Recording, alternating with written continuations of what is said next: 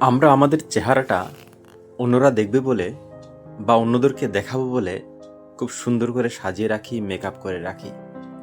কিন্তু আমাদের হৃদয়, আমাদের চিন্তা চেতনা, যাকে দেখছেন সেই উপর থেকে, সেই ঈশ্বর, তার জন্য আমরা এই হৃদয়কে, এই চিন্তা চেতনাকে কখনো পরিষ্কার পরিচ্ছন্ন করে রাখার কথা ভাবি না।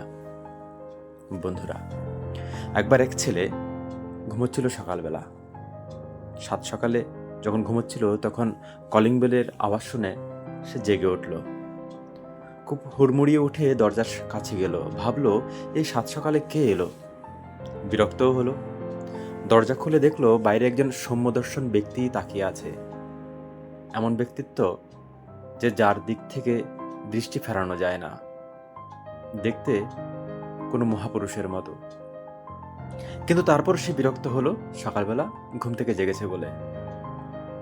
জিজ্ঞাসা করলো, কি চাই, সাত সকালে কেন এলেন, কোথায় যাচ্ছেন? তখন সেই ব্যক্তি বলল, কি ব্যাপার, যখন বিপদে পড়িস তখন তো খুব ভালো আমাকে ডাকিস, খুব স্মরণ করিস তখন, আর যখন আমি নিজে এলাম তোর কাছে এখন জিজ্ঞাসা করছিস কোথায় যাচ্ছি। ছেলেটা একটু বিরক্তই হলো, কে এমন করে কথা বলছে। বলল তখন, আপনি কি ঈশ্বর নাকি যে আপনাকে আমি সবসময় ডাকতে হবে? তখন সেই লোকটি বলল, হ্যাঁ আমি ঈশ্বর, আমাকে তুমি ছাড়া আর কেউ দেখবে না, আর সারাদিন আমি তোমার সঙ্গে থাকবো। ছেলেটা অবাক হলো। তখন তার মা পেছন থেকে দাঁড়িয়ে বলল, কি রে, কার সঙ্গে একা একা বকবক করছিস, কেউ তো নেই, ঘুমের ঘোরে আছিস নাকি? তখন সে ছেলেটা বিশ্বাস করলো সামনের লোকটার কথা, যে তিনি ঈশ্বর, তাকে সেই শুধু দেখতে পাচ্ছে। সে তখন ফিরে এসে হাত মুখ ধুলো। সে লোকটাও তার সঙ্গে ঘরে এলো। হাত মুখ ধুয়ে যখন বসলো তার মা চা দিয়ে গেল। সে চেঁচালো মাকে প্রথম চুমুক দিয়ে, কি করেছো, আজকেও চিনিটা তেমন দাওনি। সে তখন তাকালো ঈশ্বরের দিকে, ঈশ্বর তার দিকেই তাকিয়ে আছেন। সে তখন সামলে নিল নিজেকে, মাকে বলল, ঠিক আছে, অসুবিধে নেই, অতটাও খারাপ হয়নি, খেয়ে নেবো চা। যথারীতি সে অফিসের জন্য তৈরি হলো।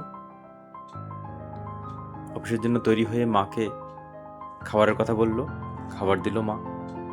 সকালে খাওয়ার সময় সে কিছু বলতে যাবে মাকে প্রতিদিনের মতো, যে নুন হয়নি, লঙ্কা হয়নি, কিছু হয়নি, এই টেস্ট হয়নি। কিছু বলার আগে সে ঈশ্বরের দিকে তাকালো, দেখলো ঈশ্বর তার দিকে তাকিয়ে আছে। সে কিছু বলল না মাকে, চুপচাপ খেয়ে নিল। মাও অবাক হলো তার এই আচরণ দেখে, যে আজ কিছুই বলল না তাকে। তারপর সে গাড়িতে গেল। গাড়িতে গিয়ে নিজের সিট বেল্ট লাগিয়ে অফিসে রওনা হলো।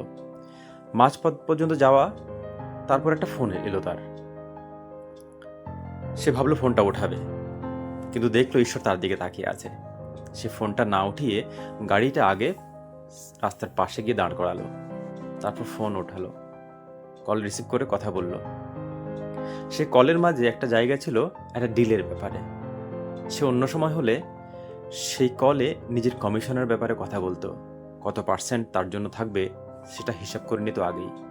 আজ দেখতে পেলে ঈশ্বর তার দিকেই তাকিয়ে আছেন, তাই সে কিছু বলল না ডিলের ব্যাপারে, কমিশনের ব্যাপারে। সে ডিলটা কমপ্লিট করে আবার গাড়ি চালিয়ে চলে গেল অফিসে। অফিসে ঈশ্বর তার সঙ্গে সঙ্গে ঘুরছেন।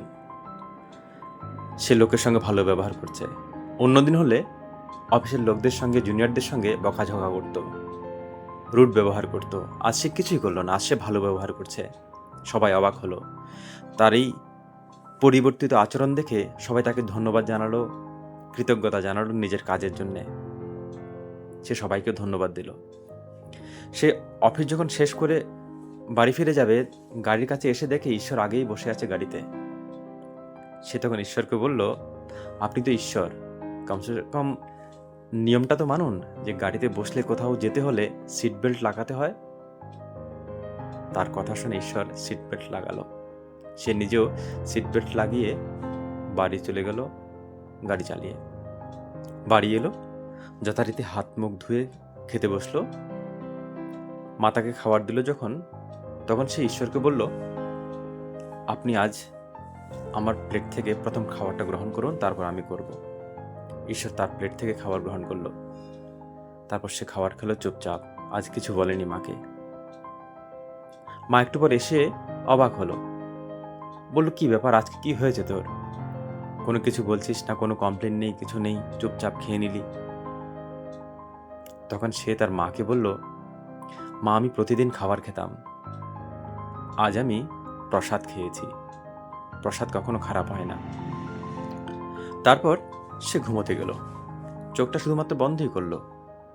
তখন মা তাড়াতাড়ি ঘরে ঢুকে তাকে বলল, কি রে, এখনো ঘুমোচ্ছিস? সকাল হয়ে গেছে, অফিসে যাবি তো?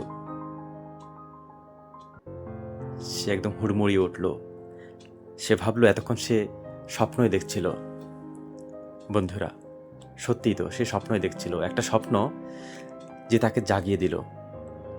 যে মানুষ জীবনের একটা জরুরি ঘুম, একটা জরুরি জিনিসে কাটাচ্ছে ঘুমে কাটিয়ে, সে ঘুম থেকে তাকে জাগিয়ে দিল একটা স্বপ্ন। বন্ধুরা, আমরাও ঘুমিয়ে আছি, আমাদেরও জাগতে হবে, আমাদেরও বুঝতে হবে ঈশ্বর আমাদের দিকে তাকিয়ে আছেন। আমাদের কোনো খারাপ কাজ করার আগে একটিবার চিন্তা করতে হবে যে ঈশ্বর আমাদের দিকে তাকিয়ে আছেন।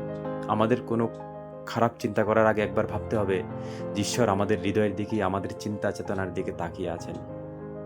বন্ধুরা, ভালো থাকুন, সুস্থ থাকুন, সুন্দর থাকুন, নিরোগ ও নিরাময়ে থাকুন। ধন্যবাদ।